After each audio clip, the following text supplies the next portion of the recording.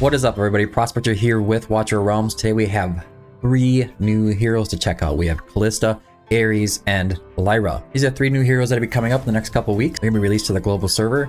Today we're just going to be looking over their kits and seeing what they're all about. Anyways, without further ado, let's dig in.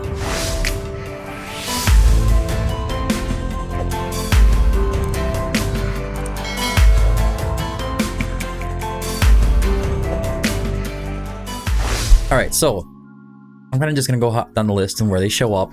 And by the way, this is a test server, so we can only see these right here right now. So the first one I think most people are curious about, at least I was Aeris.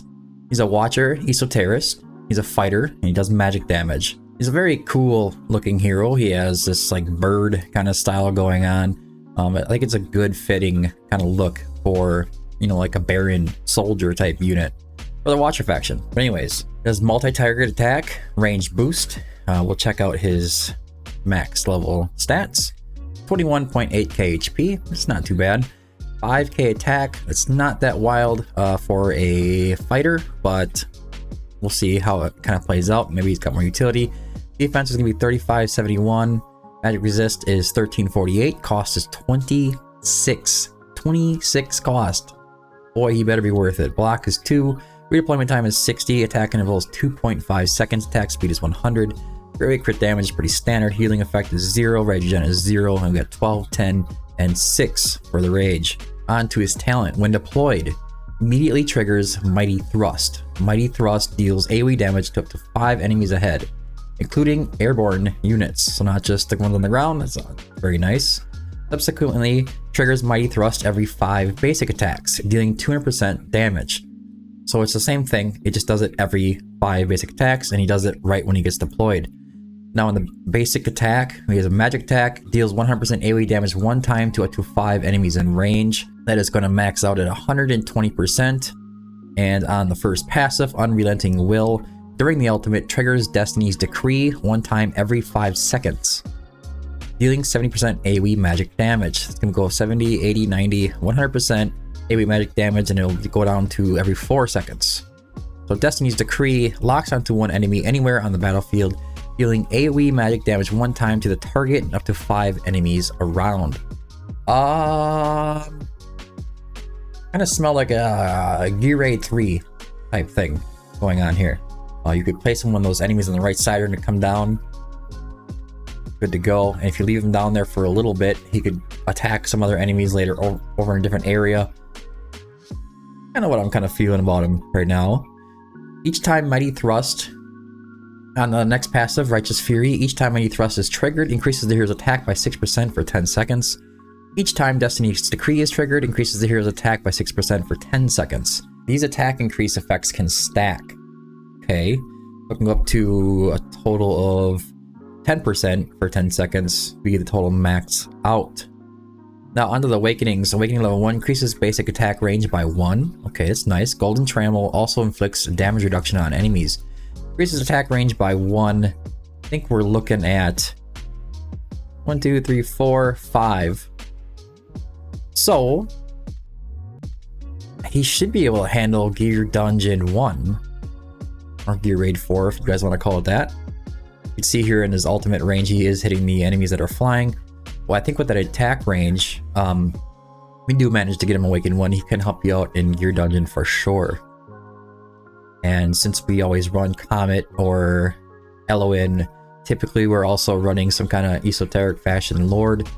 That would mean that his rage regen buildup would be a lot faster as well. So he'd be able to take care of these enemies. It really depends on the amount of damage that he's going to be able to do. Alright, so Awaken level 2 is attack plus 300. It's needed. Awaken level 3, during the ultimate, Mighty Thrust deals an extra 100% damage 1 time. That's very nice. It's going to help do a little bit extra damage. Awaken level 3 be nice. Awaken level 4 is penetration plus 8%, not bad. Awaken level 5 is Mighty Thrust and Destiny's Decree ignore 20% of the target's magic resistance. So it's kind of like a... The way I usually look at this 20% magic resistance reduction is kind of like ignoring the defense a little bit. Just going to be a lot more damage. We'll see how much damage that actually does. I got a feeling it's going to be a pretty good hit. That is Aeris. So let's move on to Calista. One of the coolest looking heroes, I think, being added. I mean, obviously not this month. I think Xena this month is probably the coolest looking hero that's being added in general. And she is also a Watcher faction. She's a fighter, normal damage. Very cool looking hero again. I'd say the armor, she got like silver plated armor. I don't know what it is with the eyes in this game. The purple eyes. They like to add like really weird colored eyes to the heroes in this game. Purple. Very nice looking hero. Very nice. Anyways, onto the stats. Hero details. 19.9 KHP. Again, it's good. It's not crazy. Attack is at 4718. Defense is 3111. Magic resistance is 579. Cost is 20. Another high cost unit. 20 isn't terrible, but it is much higher than standard fighters. Lots of fighters you can get out on the field for 17 to 18 cost. Block is 2. Redeployment time is 60. Attack interval is 2.5. Attack speed is 100. Everything looks pretty standard. Rage regen is 12, 9, and 7. Now she does a multi-target attack. Looks like she has like 2 range here. We'll move on to the talent. Each attack has a 15% chance to trigger a special attack that deals 250% damage to 2 targets in range and knocks them back. The hero's attack deals 20% more damage to targets not blocked by this hero. So if they're not blocked, so if you put her behind a defender, they're going to be able to do a lot more damage. It kind of screams Gear Dungeon 2. Down on the bottom there would probably be a really good place to put her. Like they're trying to mix up the meta for the Gear Dungeons. On the basic attack, deals a 120% AoE damage to up to 5 enemies. Again, Gear Dungeon 2. Dawn's Salvation. Each target knocked back increases the damage by 3%, stacking up to 5 times, and lasting for 10 seconds. Okay, so when she knocks targets back, I'm assuming that's in the ultimate, when at full stacks, increases the chance of triggering talent by 3%. So this will go up to the 18% chance to trigger a special attack that deals 250% damage. Is nice. And the next passive, Dawn's Reckoning. When knockback is triggered, inflicts a mark on the targets for 10 seconds. While marked, each time the target moves 0.5 tiles on their own, they take 1 instance of damage equal to 50% of the target of the hero's attack. So when she knocks them back once and they start coming forward, they're just going to take 50% damage or 100% damage every tile. Every tile they move, it's 100% damage that they're going to take. Interesting. Dawn's Thrust deals 240% damage 2 times and knocks back up to 5 targets. So it's going to go up to 20, 40, 60, 300% damage 2 times. And the cost is really low. You see it here in the ultimate. Just going to push him back.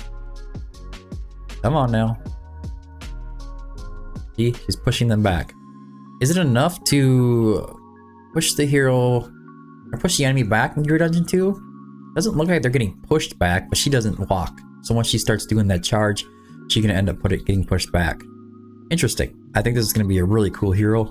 Now on the Awakenings, Awaken level 1 increases the ultimate damage by 50%, enhances the knockback strength, so the strength is going to knock back even farther. So that's something to keep in mind. Awaken level 2, attack plus 300. Awaken level 3, talent triggered, knockback as enhanced strength and effects. Talent triggered, knockback, and enhanced strength and effect. 1 more target. All knockback effects inflict stun. So now she's also going to inflict stun in Awaken level 3. Interesting. You start pulling her into Guild Boss 1 or Guild Boss 2. I mean, maybe APOC 1. I don't think APOC 2 she's going to have room for. Awaken level 4 is going to be penetration plus 8%. And Awaken level 5 is when an enemy dies in range, the next basic attack is guaranteed to trigger the talent up to 2 times every 10 seconds. She starts taking out those enemies, she's going to start pushing them back. They're just not going to get by her if you put a defender down in the Gear Dungeon 2. I know they won't. If you have a defender there and then you have her behind it attacking, there's no way they're getting past that. And her range is 2 and it stays at 2, and that's all you really need. That's all you're going to need. So that does it for Calista. I think my overall opinion on her is going to be, it just screams Gear Dungeon 2 down on the bottom there. Now all the way down here, we're going to go down to a mage, which I'm most excited about, and that is going to be Lyra.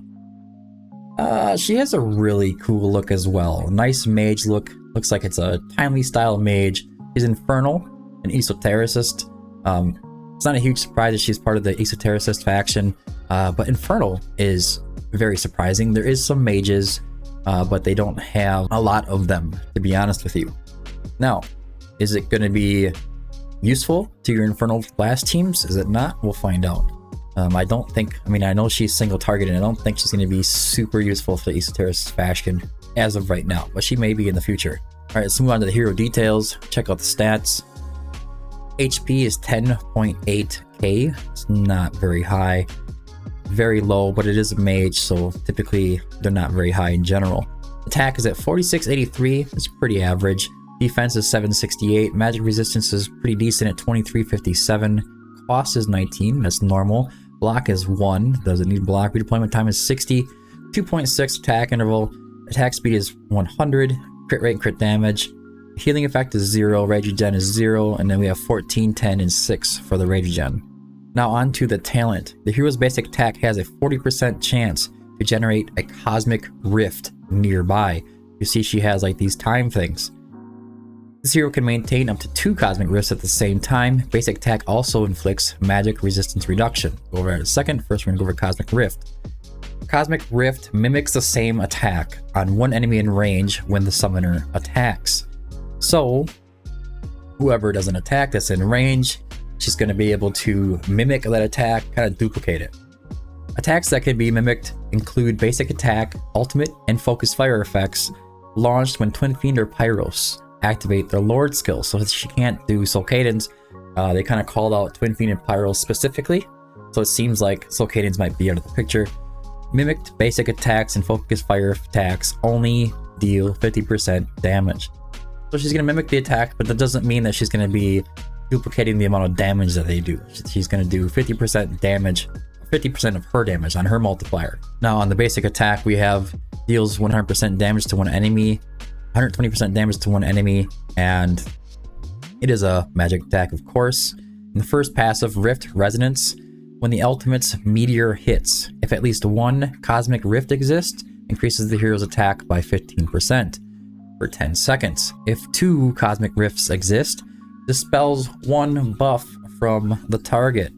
So this is perfect if you think about it. She doesn't really put up burns, but bring her into your Guild Boss 2 team, but now with Lord Phineas in there, you can bring your Twin Fiend. Now you can throw a Lyra in there, and she's going to be able to help you remove the buffs from the Guild Boss 2 boss. How hard it is going to be to make sure that you use that to get those Aegis Shield buffs off the boss while you have 2 cosmic rifts existing, and how hard it is to get 2 of them existing is still up in the air. I'm not really sure how hard that's going to be able to tell. Like, do I activate now or do I wait a little bit? We'll see in future testing. Next passive is Celestial Confluence. After the hero and Cosmic Rift deal damage to the same enemy 20 times, increases the hero's damage by 10%, stacking up to 3 times. This bonus disappears when attacking a different enemy.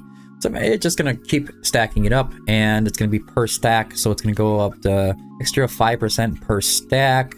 So it increases the hero's damage by 10%, so it's going to 15%, stacking up to 3 times, so we're going to end up with 45% total increase in damage. That is extremely significant. Hits required per stack is going to go down to 15 hits. So it shouldn't take that long to get to your full 45% increase in damage, and it's definitely going to be very useful. Now onto the ultimate, the Starfall Strike. Summons a Meteor to deal 460% damage to one enemy in range. This is going to go up to 560, 700% damage, and it's a relatively low cost. This unit is going to be a crazy single target mage, dealing insane damage and adding a ton of utility to your account. Every time I read more of her kit, I just get more and more excited about it. Now onto the magic resist reduction. 8-second magic resistance reduction, and it goes to minus 30%. It's wild. 30% magic res reduction if you're doing a lot of magic damage, which if you're using heroes in the Infernal Blast team, you typically are. And if you're using the Esotericist faction, you're going to be doing a lot of magic damage. So it's kind of perfectly aligns with their kit. Basic attack also inflicts magic res reduction. It doesn't say anything about the timing of it. It just says it inflicts it. And she has a total attack speed of 2.6 seconds, and it lasts for 8 seconds. Obviously, it's not going to be a problem keeping that up full time. That's going to be getting the maximum amount of damage of all your magic damage dealers. Alright, on to the Awakenings. Awakening level 1. Using Starfall Strike extends the duration of all Cosmic Rifts by 8 seconds. 8 seconds. Wow. Okay, Awaken level 2. Attack plus 300. We could use it. Base attack is always nice. Awaken level 3. When Celestial Confluence reaches full stacks, the damage dealt by Cosmic Rifts mimicked basic attacks increases to 100% of the hero's basic attack damage. It's crazy. Gonna go up more damage there. I like the Cosmic Rift idea. She's gonna be using other heroes' attacks, but she's going to be applying them herself and with her own damage multipliers. You have to keep that in mind. It's not gonna be using their damage multipliers. Right, penetration plus 8% on Awaken 4. Awaken 5 is Starfall Strike ignores 70% of the magic resistance, but reduces the hero's rage regen by 15%. I think that's okay, because her rage for ultimate is really low anyways.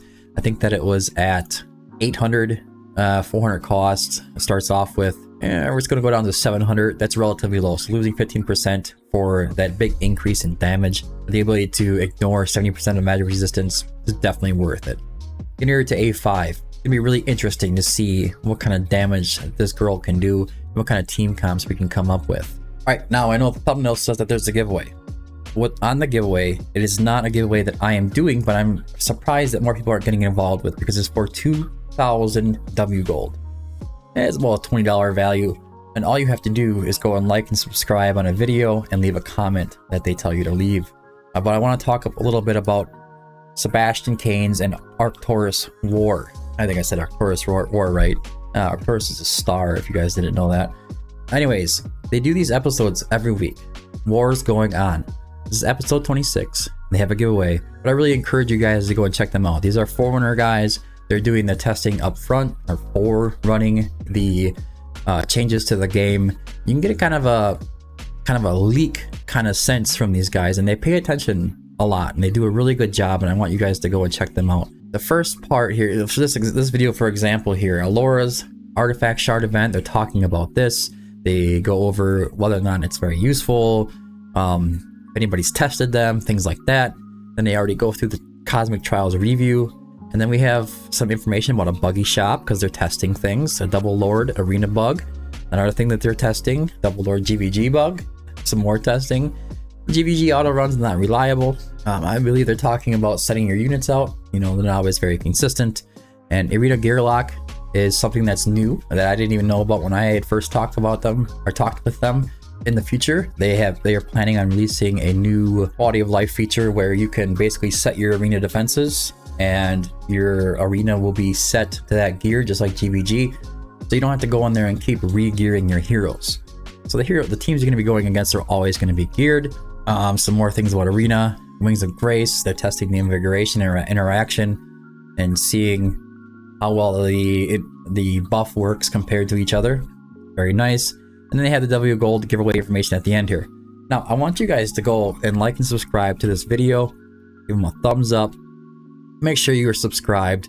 Follow the instructions, and then await the results for the giveaway. It's very nice that they're giving away 2,000 W Gold. Well, I think it's 1,999 W Gold, but it's very decent. I'm going to put the link down in the description below. Make sure you guys go and check them out. But anyways, guys, that is it for today's video. I hope you found it helpful. If you did, don't forget to like and subscribe. Make sure you join the Discord. I have hero guides, stage guides, price guides, takeovers, everything that you can need. Community's approaching 1,000 members, and we're very talkative in there. So be sure to come in and check that out. But anyways, thanks for tuning in. Until next time, keep digging.